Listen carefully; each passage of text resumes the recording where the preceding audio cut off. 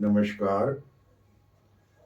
आज कर्मचारी राज बीमा अधिनियम 1948 के तहत मिलने वाले हित कर्मचारियों के हित लाभ के ऊपर सिर्फ चर्चा होगी। यानी क्या बेनिफिट्स है, ईएसआईसी से क्या बेनिफिट्स कर्मचारियों को है जो वहां निबंधित हैं, यानी जिनका कि ईएसआई कटता है उनको क्या क्या बेनिफिट है। सिर्फ बेनिफिट ईएसआईसी योजना के हित लाभ, पूर्ण सामाजिक सुरक्षा, यानी मजदूरों के लिए, काम करने वाले श्रम शक्ति के लिए भारत सरकार ने पूर्ण सुरक्षा की उस जिम्मेवारी इस योजना के तहत ली है, दी है। अब आप देखें, पहला चिकित्सा हित लाभ, यानी चिकित्सा से उनको क्या फायदा मिलेगा। ईएसआईसी बीमा रोजगार योजना में शामिल होने की तिथि से, यानी जिस दिन वो बीमा करा लिए, जैसे आज 29 तारीख है, 28 तारीख है, जो भी तारीख हो, आज बीमा करा लिए। बीमा कराने के साथ ही कर्मचारी राज बीमा के अधीनस्थ उनका स्वास्थ्य का पूरा बेनिफिट मिलना, यानी उनके ऊपर यह नियम लागू हो जाता है। अब यहां देखें, अभी अगले वीडियो में भी, अगले एपिसोड में भी हमने आपको जानकारी दिया गया है कि 4 करोड़ के पास कर्मचारी राज बीमा में बीमित कर्मचारी हैं और उनको 4 से गुना कर दीजिए तो करीब 16 पहुंचता है। 16 करोड़ किसी ये परिवार का सदस्य मान लिया गया है। ये बीमित कर्मचारी है, कहीं 3 भी हो सकते हैं, कहीं 5 भी हो सकते हैं, कहीं 6 भी हो सकते हैं। इसलिए ये जो आंकड़ा है वो आगे पीछे होगा, लेकिन जो भी आंकड़ा हो अनुमानतः 4 गुने 4 16, यानी कि जितने भी सदस्य बीमित कर्मचारी के हैं उनके पारिवारिक सदस्य, सबका चिकित्सा हित लाभ इसमें मिलता है। दूसरा, मातृत्व हित लाभ, 26 सप्ताह तक उस महिला कर्मचारी को हित लाभ मिलेगा। 26 सप्ताह तक, यानी उसको छुट्टी है। अगर गर्भपात हो जाता है तो 6 सप्ताह तक, यानी उसके कुल औसत वेतन का 100% भुगतान ईएसआईसी करती है, यानी पूरा। अब आप देखिए आश्रित हित लाभ। अब रोजगार के दरमियान अपने घर से उद्योग या जिस रोजगार में वो काम करता है वहां जाने या उद्योग से अपने घर आने के दरमियान कोई भी दुर्घटना होती है और वो कर्मचारी की मृत्यु हो जाती है, तो एक अनुपात में नियम के अनुसार उसकी पेंशन भी, ये मृत्यु होने पर, ध्यान रखें, मृत्यु होने पर पेंशन देती है। ये एक बहुत बड़ा बात है। दूसरा, वृद्धावस्था, यानी अवकाश प्राप्ति के बाद जब व्यक्ति अपने उद्योग के अनुसार 55 हो, 60 हो, 65 हो, 62 हो, जब भी अवकाश प्राप्त करते हैं अपने सेवा से, तो उनके सेवा के अवकाश प्राप्ति के बाद भी ईएसआईसी उनको वृद्धावस्था में भी, यानी ऐसे जनरली 60 के बाद जो भी अवकाश प्राप्त किए उनको भी ये चिकित्सा सेवा आजीवन मुहैया करती है।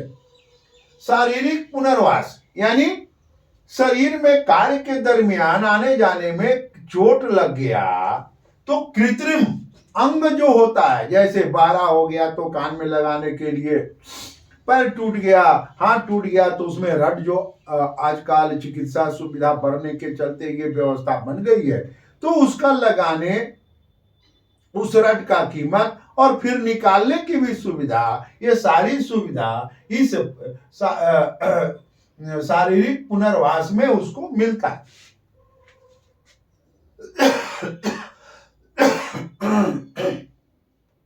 अत्यंत यानी मृत्यु के बाद उनका दाह संस्कार करने के लिए कर्मचारियों को 15,000 रुपया अभी है, ये बढ़ भी सकता है, इसलिए यहां लगा दिया है कि ये पैसा समय के अनुसार बढ़ता रहता है। अब बीमारी के अवस्था में देखिए, बीमारी के अवस्था में 90 दिनों तक यानी 30 यानी 3 महीना तक उनको ईएसआई 70% भुगतान करती है। यानी अगर कोई कर्मचारी बीमार हो गया, सीरियस बीमारी है, तो 3 महीना तक उनके वेतन का बजाता 70% ईएसआई भुगतान करेगी 3 महीना। और उसके बाद निसर्षकता, अगर ज्यादा चोट चपेट लग गया, वो कार्य करने में कर्मचारी अक्षम हो गया, तो यहां भी उसके लिए मासिक पेंशन का भुगतान करती है। यानी वो अक्षम हो गया, कार्य उत्पादन के प्रक्रिया से वो श्रमिक बाहर होता है, तो उसको ईएसआईसी सामाजिक सुरक्षा योजना के तहत पूर्ण लाभ देते हुए पेंशन की भुगतान कर दिया। अब बेरोजगारी भत्ता भी है। अब बेरोजगारी भत्ता का इसका अर्थ समझिए कि अगर कोई उद्योग बंद हो गया, जैसे बीच में ये कोविड आ गया था, कोविड के समय बहुत सारे उद्योग बंद हो गए, तो या उद्योग धंधा किसी और कारण से बंद हो गया, तो 24 माह तक ईएसआईसी नगद भुगतान करती है। ये बहुत बड़ी बात है। यानी 24 माह में तक नगद भुगतान है, यानी 24 माह तक उनको ये पैसा दे रही है। इस दरमियान वो अपना दूसरा कार्य भी खोज सकते हैं। व्यवसायिक प्रशिक्षण, जो प्रतिदिन टेक्नोलॉजी का डेवलपमेंट हो रहा है, इस डेवलपमेंट के चलते व्यवसायिक प्रशिक्षण भी ईएसआई देती है। उस समय इन्होंने लिखा है 123 रुपया के हिसाब से भुगतान करते, लेकिन ये पैसा बढ़ते रहता है, घटते रहता है। इसको ये पूरा मानना नहीं है। समय के हिसाब से वो न्यूनतम मजदूरी या मजदूरी के हिसाब से ये रहता है। उसके बाद प्रसूति व्यय,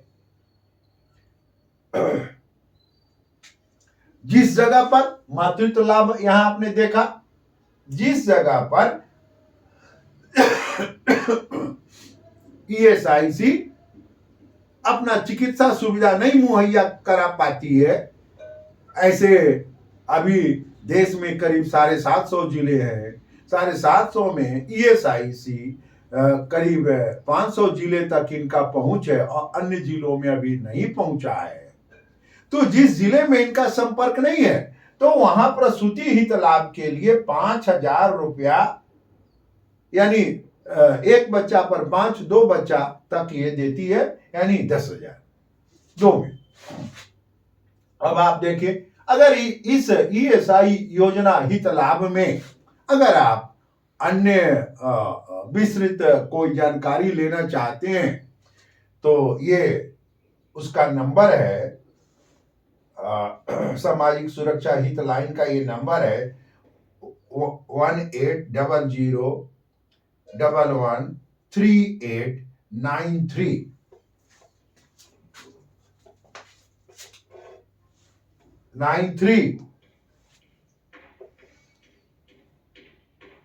3939 1800113839। मित्रों, इस ESI योजना के तहत सिर्फ हित लाभ जो बेनिफिट्स श्रमिकों को मिलता है उसके बारे में जानकारी दी गई। आप हमारे इस चैनल को labour and social welfare social work के इस चैनल को सब्सक्राइब करें, लाइक करें, कमेंट करें और शेयर भी करें। धन्यवाद।